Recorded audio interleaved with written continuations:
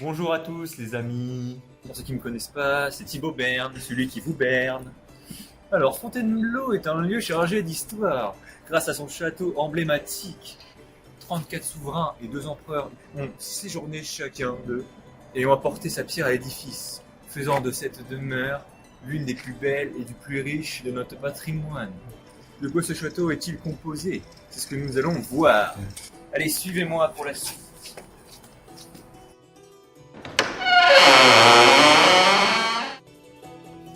Nous nous retrouvons actuellement dans le couloir du château, recouvrant une superficie totale de plus de 33 000 pouces.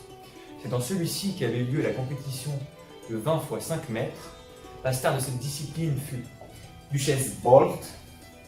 Dans ce couloir, vous pouvez aussi assister aux compétitions de jeux de paume qui étaient organisées par Raphaël Lagarde. Nous allons ensuite nous diriger vers la chambre à coucher de la reine.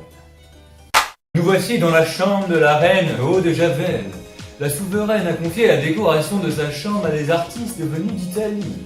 Cette chambre au style si excentrique pour l'époque associe la fresque, le lambris et le stuc.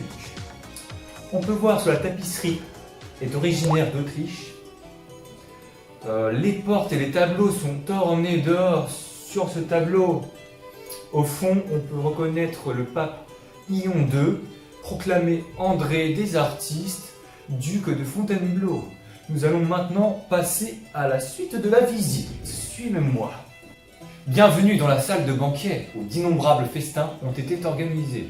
Les plats culinaires ont été concoctés par les plus grands chefs cuisiniers de tout le patelin. Chefs cuisiniers que sont Philippe Echtebest et son fils Echterebest. Ils ont été notés à plus de 3 étoiles sur le guide de Michel Lelin. Et en ce qui concerne le mobilier, il a été fait en bois de Boulogne qui permet d'accompagner la spécialité de ces chefs, la tarte à tapin.